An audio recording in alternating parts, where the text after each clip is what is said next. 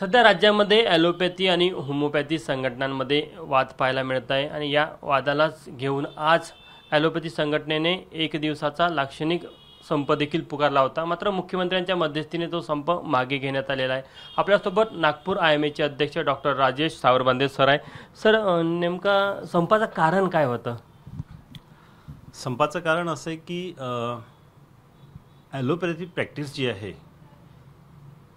ते प्रॅक्टिशनर सगळे Maharashtra medical council या एका काउन्सिलमध्ये रजिस्टर्ड असतात।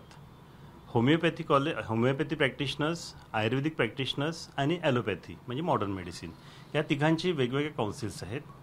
ज्यांनी जो कोर्स केला त्या काउन्सिलच्या अंतर्गत ते रजिस्टर्ड असतात।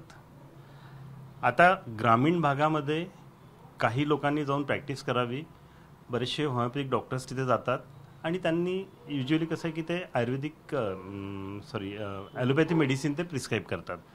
आता काही ॲलोपॅथी मेडिसिन तिथे पण ते देतात, पण अशा लोकांना मग ग्रामीण भागामध्ये जाऊन प्रॅक्टिस करताना काही ॲलोपॅथी मेडिसिन प्रिस्क्राईब करता यावे म्हणून शासनाने CCMP नावाचा 1 वर्षाचा कोर्स हा सुरू केला, जे होमिओपॅथिक प्रॅक्टिशनर्स आहे त्यांच्यासाठी।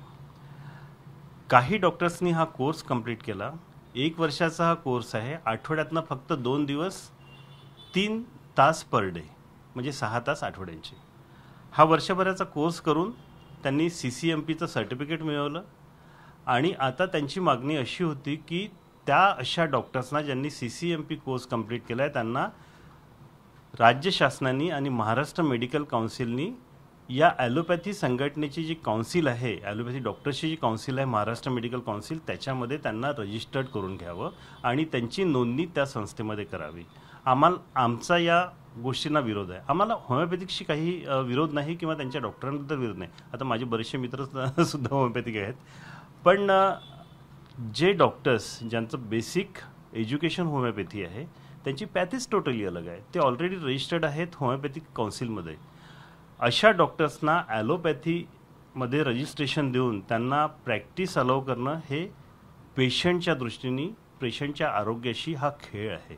बरं, सरकारने मध्यस्थी केली त्यामुळे तुम्ही संप मागे घेतला। सरकारने काय आश्वासन दिलं तुम्हाला? 15 जुलैपासून त्यांचं रजिस्ट्रेशन MMCमध्ये सुरू करावं असं शासनाने त्यांना सांगितलं आणि त्यानुसार MMCचे जे प्रशासक आहे त्यांनी पण त्याच्यावर साईन करून हे नोटिफिकेशन जारी केलं आणि 15 जुलैपासून त्यांचं हे रजिस्ट्रेशन सुरू होणार होतं। याचा आमचा विरोध होता। काल रात्री मुख्यमंत्री साहेबांची आमच्या स्टेट ऑफिस बेररसोबत मीटिंग झाली। आमचे स्टेटचे प्रेसिडेंट संतोष कदम सर सोबत होते, उत्तरे सर होते आणि बाकी ऑफिस बेरर्स। त्यांना आश्वासन दिलं की हे जे नोटिफिकेशन निघालं आहे हे नोटिफिकेशन आम्ही तात्काळ मागे घेऊ।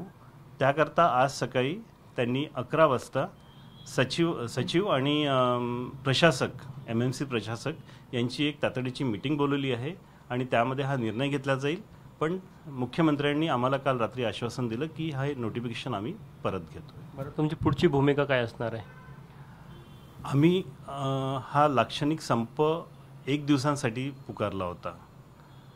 बघा, ज्याला ज्या गोष्टीचं ज्ञान आहे त्यांनी त्याच्यामध्ये प्रॅक्टिस करावी, बरोबर आहे। मी आधी पण सांगितलं की आम्हाला होमिओपॅथीचा विरोध नाही आहे, पण त्यांनी त्यांच्या पॅथीमध्ये प्रॅक्टिस करावी।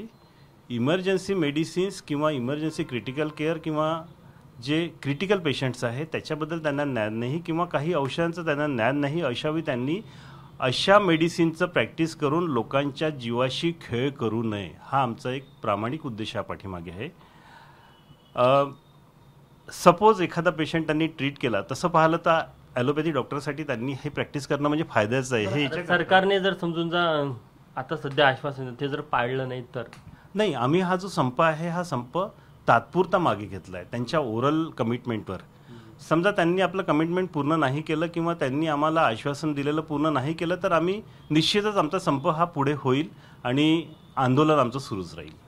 तर हे होते डॉक्टर राजेश सावरबांदे। त्यांनी आपली भूमिका स्पष्ट केली की राज्य सरकारने कुठेतरी मध्यस्थी केली, त्यामुळे कुठेतरी आजचा जो लाक्षणिक संप होता तो मागे घेण्यात आला। मात्र राज्य सरकारने या संदर्भात त्यांना कठोर किंवा ठोस अशा प्रकारचा निर्णय राज्य सरकारने घेतला नाही तर पुढील काळात त्यांचं जे संपाचं हत्यार आहे ते परत एकदा बाहेर काढायला ते मागे पुढे पाहणार नाही. कॅमेरामॅन अतुल हेडेसह तुषार कोहळे, एबीपी माझा, नागपूर. एबीपी माझा, उघडा डोळे बघा नीट.